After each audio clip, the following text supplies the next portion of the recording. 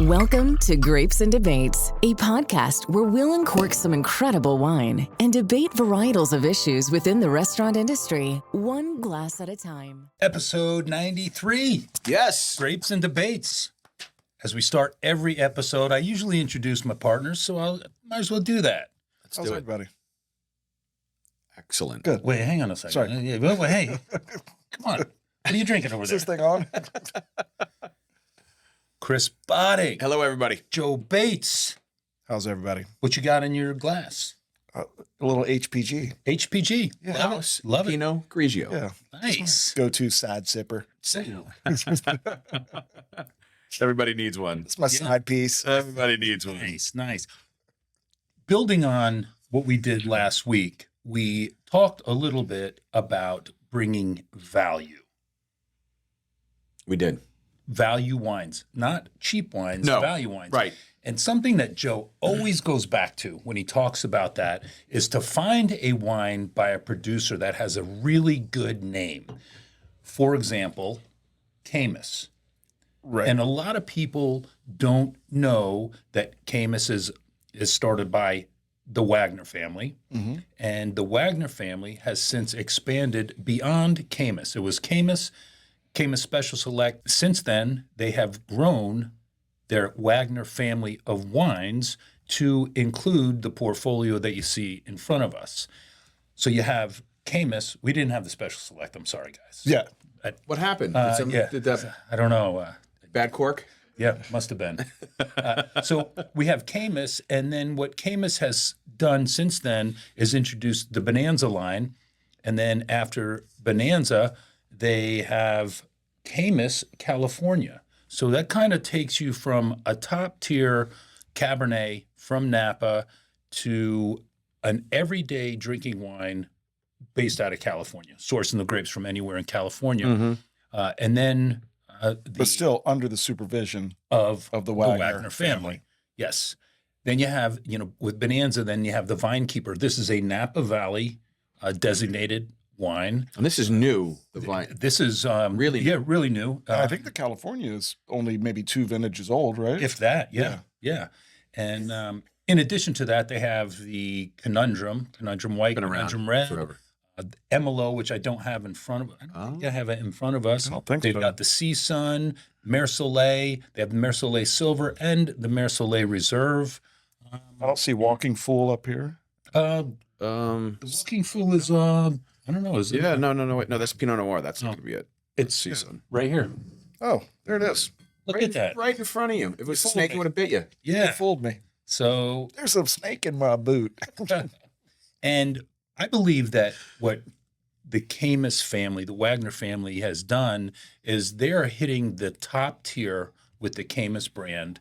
And then these are all different tiers to hit all different wine drinkers or for different occasions. Could be the Caymus Napa Valley Cab you have for a special occasion. The Bonanza you have every day. Maybe it's your birthday, so you a little bit higher there and go for Yeah. Right, little celebration. And then they got the whites. I'm going to start with the Mer Soleil Silver, Unoaked unoaked Chardonnay. Chardonnay. It is on our menu, It is. and it is a very approachable price. All right, so just so for everybody in the audience and beyond, unoaked, is this done in a stainless steel container? It could be done several ways. One could be a stainless steel container, or it could be a concrete egg. And sometimes with that concrete egg, it gives you a different mouthfeel than stainless steel fermentation. But yes, that's what it means. It doesn't see any oak. Gotcha. Okay. And some people like that. It's going to be more acidic. It's not going to have the same mouthfeel, the Right. malolactic, and you're not going to get that oak, which some people Don't like. don't like. Yeah, so should be drinking a little crisper and, a little higher acidity, right? Correct. I actually like this once in a while. This is nice. Yeah, I've had it. And it's not too acidic. Yeah. And again, you know the lineage, right? You know the coaching tree, if you will, Oh, do you? right? Yeah. The coaching tree. Well, it's football season. Okay. You've used that before. I have. You have. Yeah. So how's it drinking? It's drinking good. It's nice. I'm waiting for that oak but it's not there. Right. No, just a crisp. Yeah, Crisp it's finish. really, really nice, crisp Yeah, wine. some green apple. Oh, are you getting Some? that? Yeah, a little apple, a little citrus. Yeah. Getting a little apricot. Oh yeah. Yeah, Yeah. just a little bit. Good. Nice. But it doesn't have that big buttery, creamy finish No, that you would nothing- get from the oak. I like that. Nope. Yeah. That malolactic fermentation. I'd pair that with something prepared lightly, grilled fish. Oh, grilled shrimp. Yeah, Yep, love it. good stuff. So I have a really interesting fact. You know, we finished out the year, and Justin Botha, who we've had on the show here, he said, "Thank you for your business. Thank you for your business." And I was like, "Well, thank you for being such a good partner and having a lineup of wines that our guests like." Mm-hmm. And he said, "We sold how many cases of Caymus of all the products?" All Caymus products? All Caymus products across 3 locations. What do you think we did? Yeah. 360. Oh, okay. So there you go. I was thinking maybe 300 per location. But That's a case a day. Almost. A case of Caymus products a day from Yeah. our little Yeah, for a little our 3 little restaurant 3-restaurant company. chain. Yeah, Yeah, that's I good. thought it was really that's a great partner, it is a great part. right? And, Yeah. But we talked about value before, and maybe I don't want to get too deep into the debate part of it, but value is really a personal perception as Sure. well. You know, if you bought this for $20 and I don't know what the retail is, and you didn't like it, well, it's no value to no. you, Right. right? Yeah. But if you bought it for $20 and you were blown away by it, Then It's great then value. there's value to Sure. it. So, or whatever the price was, Right. Yeah. you've got to feel like It's subjective. you're getting what you pay for. Yeah. And I got to tell you that so this is the unoaked, and then they have the Mer Soleil Reserve, which is an oaked Chardonnay. Do you want to try that next? Why don't you inform the readers or listeners? Did I say readers? You did say the readers. Yeah. Because I'm I wearing know. readers. I don't even know. know why I'm not reading anything. Our listeners and our viewers, what we have going on the third member Monday of every month this year. How apropos, right? And members, anybody who's getting our email, so Members are Go to the anyone who's website. getting our email. sign up for our newsletter, sign up for our email. You're a member, and then you'll be an insider Yeah, if you will. insider. like that. for Member Mondays. And Right. Member Mondays, we always just do a little something special inside the restaurants for our members. Right. Right. So the third Member Monday of each month, we're featuring the Wagner family portfolio, and come in and get a glass of whatever the store is featuring That that day. week. That week. That week. And but it will be something from the Wagner portfolio, and come in and get a sample pour. Yes. The third Come member in Monday. The third Member Monday. The second one, which is coming up, Yeah, that's the chef's kiss. that's the chef's kiss. It's whatever the chef decides. And I tell you what, Dr. Dave sent me a couple of appetizers. He said, you should try these out. One of them was I think it was a sweet Italian salmon meatball. Whoa. Sounds interesting. Yeah, right. No, it looked Yeah. it looked absolutely beautiful. And I think that we're Okay. going to, well, I'm not sure that they're going to do it here in New Smyrna, but we are going to do it in Jacksonville. Okay. Yeah. It was just a cool idea. Thank you, Dr. Dave. Here we go.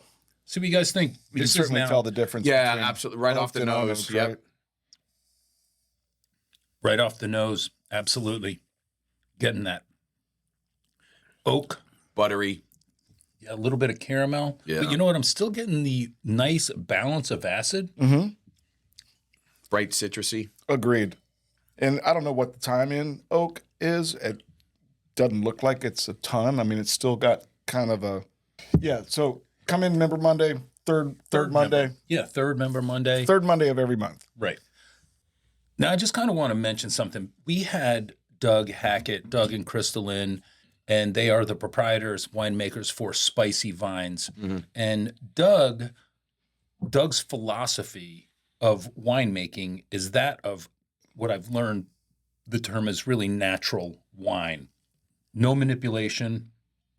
Whatever the terroir gives you, whatever the weather that year gives you, that's what goes into the bottle, using typically natural yeasts, unfiltered, unfined.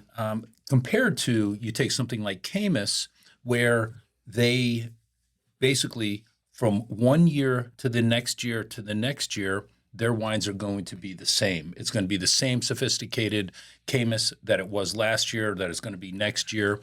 And it's different winemaking philosophies. Neither one is right, neither one is wrong. However, there are people, the younger generation, that are looking to those natural wines. Yeah. And, you know, one of the reasons I brought that up is because there was an article, and I sent it to each one of you, Yep. and it said, Interesting. what can be done to save the ailing wine industry? The wine industry is in trouble. Declining consumption, rotting Grapes on the vine. grapes still left on the vine, health warnings about wine being not good for you. Gosh, I mean, I don't know. You change your doctor. I know. Tariffs and, you know, I don't know if you could call it climate change, but certainly wildfires do affect, you know, Napa and Sonoma. So there's And a I lot think of some outdated shipping rules that are keeping wineries from maybe being Expanding, true, maybe the three-tier taking system. advantage. able to get Yes. wines. Yeah. Yeah. Right. And then, you know, kind of talking about the state of the industry, and the author in this particular article says there's two kinds of consumers. One is the discerning consumer, Right. you know, kind of like us, you know, where we enjoy the wines, the geeking out on wines. And then there's just someone who wants that box wine. They want to get a buzz. They really don't care about. And less people, young people, are drinking. I mean, across the board. Less. They're less. drinking They less, which, you know, and I think that's part of the debate. The other dichotomy is the production. So you have small families that make up much of the wine business, right? And then you have some of these luxury conglomerates like Louis Vuitton, Moet, Hennessy, Yeah. you know, they're wine and spirits is a small part of their portfolio. Sure, they're So- diversified. correct. So you kind of have that as another factor.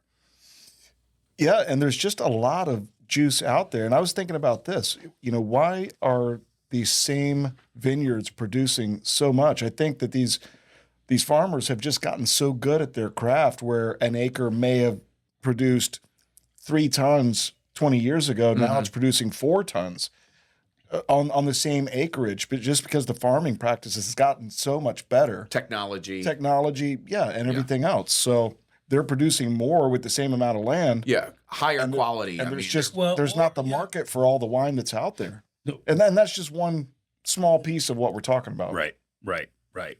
And also the economic downturn. So the sales of lower priced wines are actually declining, where the sales of mid-tier wines, which is what we have here, they are actually holding their own right now. And I do believe that I read an article, and this is probably a year and a half, 2 years ago, where Bonanza was one of the hottest selling wines in the entire United States.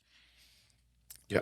Listen, I believe that there are real challenges, Yes. but I also believe that once every 5 years you can find a doom and gloom article about the wine industry. Right.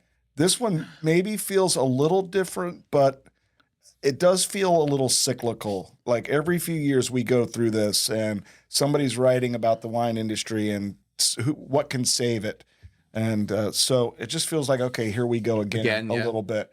And I'm not saying we're crying wolf. There are some real challenges that need to be addressed, but wine's been around for thousands of years, right? Yeah. Or more. Like you like to say the 60s, the 1860s. Well, no, more like the 1360s. Yeah. I mean, Yes. so Yeah, BC. correct. No, understand that is everything that you just said, yes. But as a retailer, as a restaurant, we need to be cognizant of the fact that if we get good deals on wine, we can't jack it up and think we're going to make, but we got a good deal on wine. We need to share that. Share that with wealth. Share that with our guests. And I Absolutely. do believe that we're going to see a reduction in price on some of the wines that we have. I mean, you know, it feels better though too when you have something Oh, yeah.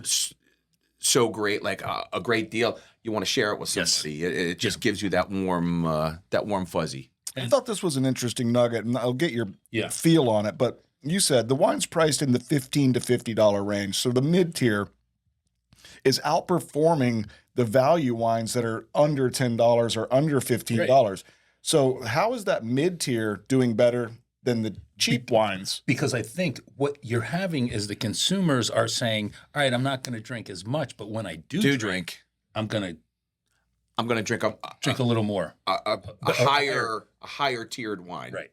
Or do you feel like the more savvy consumer that maybe drinks this more often because of the economic turn is coming back to that mid-tier more often?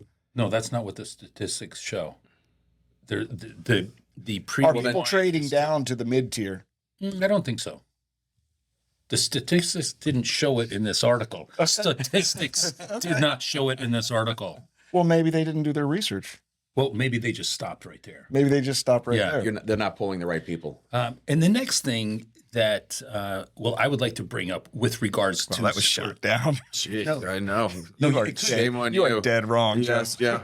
No, it could be. Unplug your headphones. You're out. The fact that when they say wines aren't selling to the younger generation, I think back, when did I start drinking wine? My mid-30s. Not Boone's Farm. You're not gonna. Listen.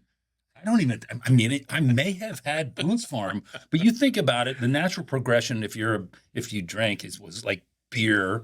Yeah, no. Southern Comfort. Yeah. You get sick on tequila. I would say it was probably in my 30s, I didn't start my palate did not really come around until then. And by the way, I have to agree with you because your dad had the most amazing selection of wine, and we would go into his wine cabinet. He would. We had no idea we were drinking, and a couple times he got really pissed off because it was. Hey, did you know, old son, that was $1,000 bottle of wine you took? Like, Dr. B, I had no idea. Yeah, he. Well, I was going to ask, did you come from families of wine drinkers? Did your parents? No, clearly your. So my father's father had that jug of Riuniti, jug wine. That's all he had. Right. Mom had Lambrusco. Okay. Cella Lambrusco over ice. Yeah. So my grandparents, the only ones I know, I didn't know my great grandparents, but they were as blue collar gets, and they did not have those high tiered wines that my dad had. But wine on the table is commonplace, especially from, first generation from Europeans. They're drinking it out of jelly jars, but wine on the table, wine was not a common thing. Yes, correct. Growing up in my household. Yeah. Okay. Or alcohol at the dinner table. Right. Yeah. Oh gosh. So mine was much different. I mean, it was always beer. There was always cousins and uncles. Terrible upbringing you had. We didn't. There weren't football games. Somebody go get another case of beer. We're down to our last 6-pack. But it was a social thing, always. Right. So it was 30s for me before I really started kind of getting into wine and having that appreciation. Correct. To your point, and I put this into. I asked my secretary to do research on this, and she did a great job. So is the wine industry in trouble, or is this just another every decade scare? And the industry is facing a real downturn now. They are oversupply and price pressure, declining consumption and shifting demographics, and economic stress on producers. So yes, they are facing a crisis. And is it different than other crises in wine history? And it is. Different headwinds. But then as we continue to kind of drill down and go into this a little bit more, when you ask, they're saying young people aren't drinking. Well, young people weren't drinking wine a decade ago or 2 decades ago. Right. No, it's not that first alcohol that you're exposed to. It's your beers, your spirits, and then the problem is it shouldn't be are the demographics shifting? It should be more of the question should be, how can we make sure when they turn 30 that they're going to drink wine? Or because you also have the rise of craft cocktails, which we didn't have when we were growing up. Right. We didn't have the bourbons that we have now. We didn't have they're filling it the too. high-end tequilas Yeah. that we True. I mean, so you could think that if you turn 30, what are you going to drink? Right. And then it goes into, when do you drink?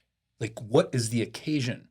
Is it more, and I say from a philosophical standpoint, meaning there's a difference between watching a football or going to the stadium and watching a football game, or going to, I don't know, Wild Wings, or when do you drink wine? And it's usually at the table. It's usually in a more of an intimate, A dining setting. it's, So it's centered around food.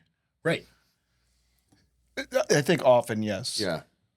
And baby boomers are a huge part of the wine consumption, and they're aging out. Right. They're drinking less or not around anymore. People are trying to get health. and they're just not more concerned with there's their not health. a resupply. There's no bench. Right. Longevity. Yeah. Everybody wants it. Right. Well, I think the bench that's coming in, they are finding their way, and they're gonna find their way to wine. To your point, it's been around for a while. So instead of saying we need to figure out how to sell wine to these young people, we got to look at it like when they get their first house, Right.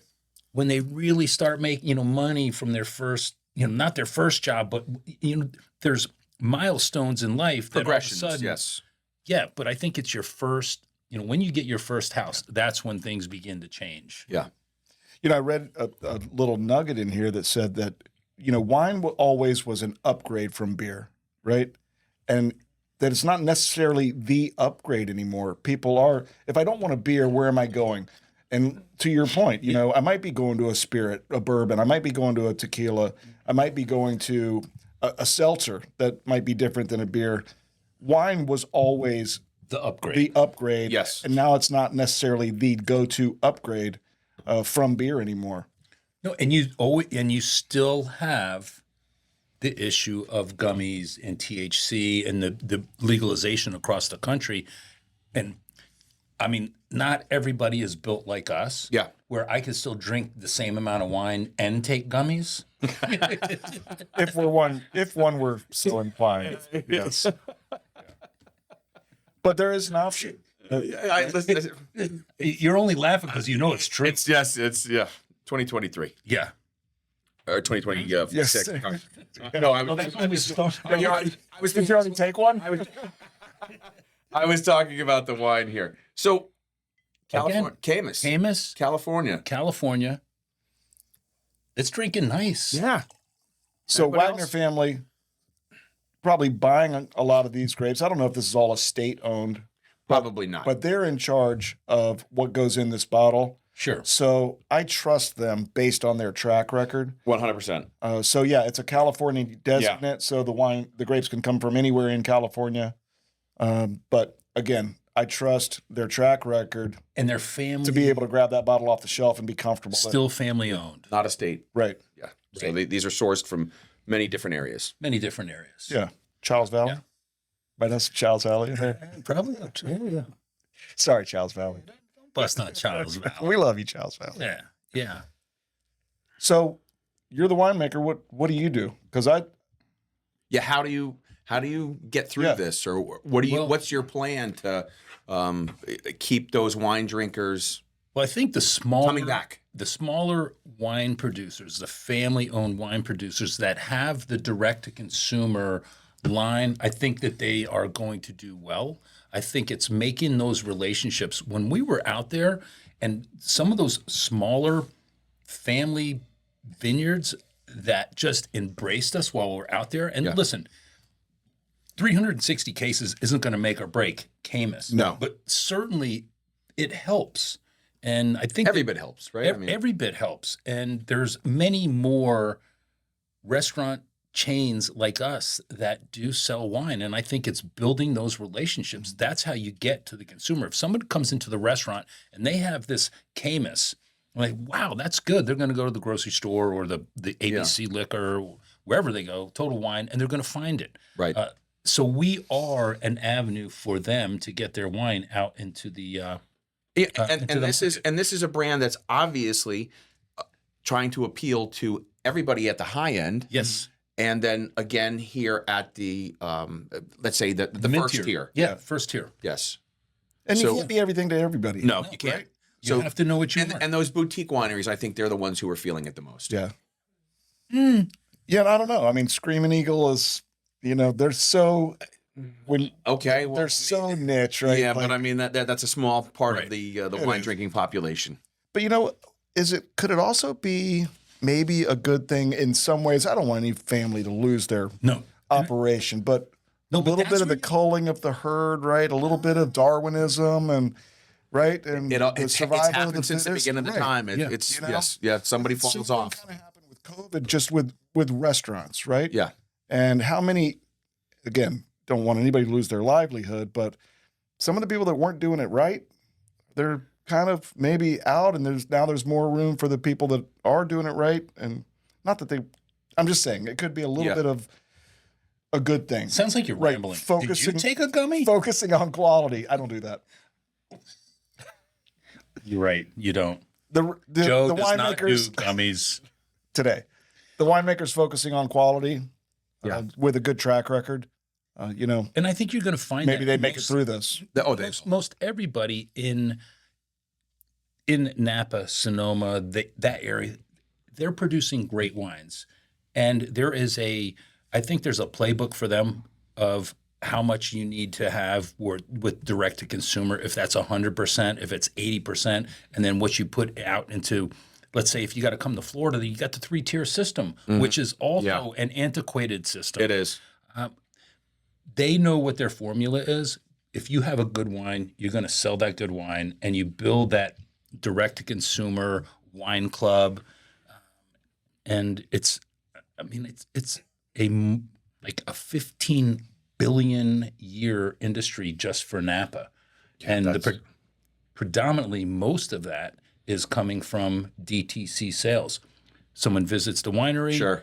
The average spend at a winery is $500 for let's say a couple that goes to the tasting, what they purchase, boom, $500. Oh man, my wife usually gets twice that. Well, I know that's yeah.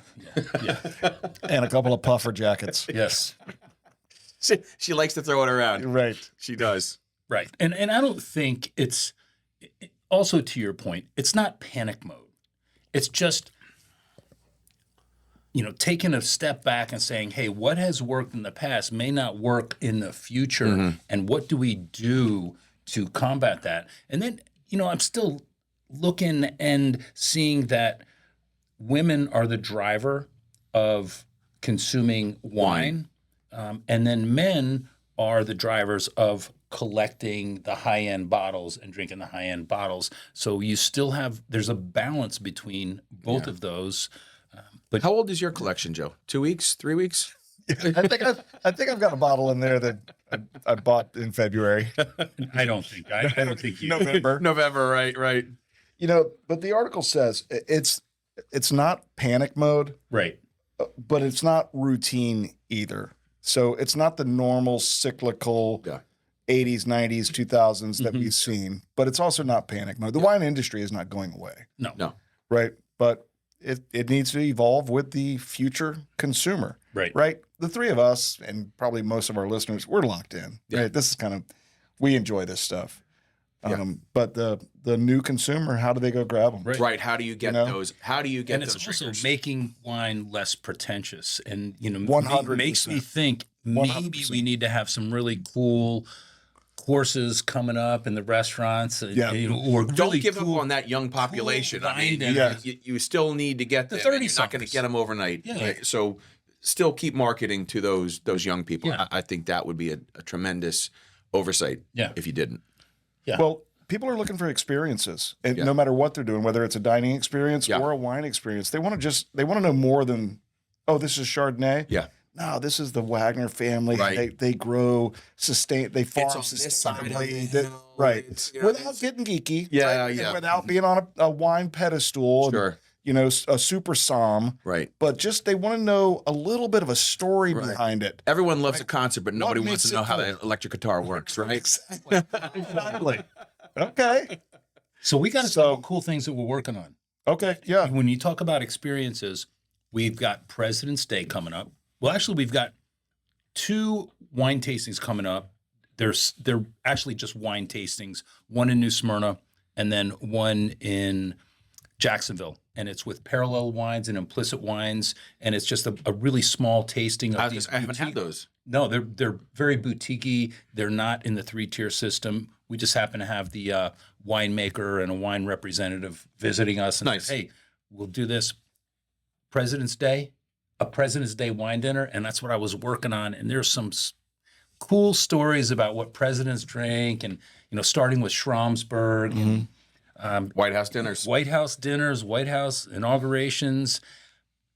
Then in March of 1976, Stephen Spurrier, a wine merchant, came to California. The old ball coach? No.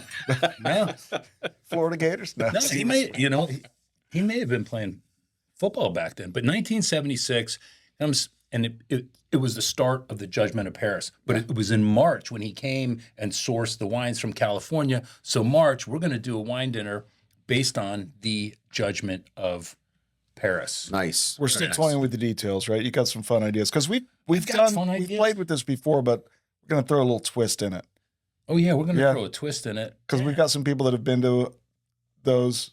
Well, we haven't that we've done done. specifically the Judgment of Paris, where we have featured Chateau Montelena at the History of Sure, Napa, yep. Yeah. but then it's Heights Cellars, Stag's Leap, Clos de Vol. So we'll have some really good wines. But then I was thinking we take it from that period of when we talk about experiences, 1976, one of the hottest restaurants, Chez Panisse. Ooh. in Nice. Alice Waters. Waters. Yes, Yeah. absolutely. PENIS?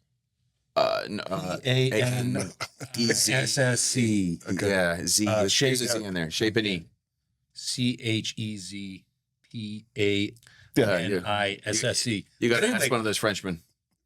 I think it would be cool to mirror a wine dinner after what they were serving at Chez Panisse at the time, also coupled with what Julia Childs was doing. Wow. I think everybody should come in 70s swag 70s as well. swag, and we'll be Right. playing the top songs of 1976. How about that? Look, I like this. Be like Yeah. a roller rink in there. Let's go. Yeah. So that's going to be happening. Okay. Bring your bell Yeah. bottoms. Good. We're ready. BOLO. Be on the lookout for that information. All right. Well, hey, Listen, guys. Did you just BOLO? BOLO. be on the lookout. All right. So I think the wine industry is facing headwinds. Agreed. I think from the perspective of us doing everything we can, making wine approachable, teaching people about wine on this very educational podcast, Sir, certainly, absolutely. Yes. reaching Everybody gets a lot of their millions their of nuggets viewers. wine on this. You know, we even got viewers in, Norway? I was going to say Venezuela, but no. Yeah. Ukraine, no. No, not so much. No. Well, to everybody else out there. Yeah, to all the millions and millions, close to 1 billion viewers. Yeah. Yeah. Insane. It's unbelievable. Yeah. Insane. I think, Coming right through your radio dial. but yeah, I mean, No, great. no. Right. Same bat channel. Same bat. All right, on that. there was No, that was One- good. Yeah. one cool, like it was a closing statement that I wanted to say. Wine doesn't need to win the stadium, meaning wine doesn't have to be at the sporting events. It doesn't have to. Wine needs to own the table. There you go. I So like that's the statement. Wine needs to own the the table. macros. That's it. Yeah. Well, let's help it do that. Let's help it do that. Wine It's needs owning to- this table right It's, now. well, God dang, it is. Wagner family's owning this table. Yeah. Well- Only for this week. Yes. Come in and see us. Member Taste, Yes. toast together. Absolutely. Cheers, gentlemen. Monday. Cheers. Always.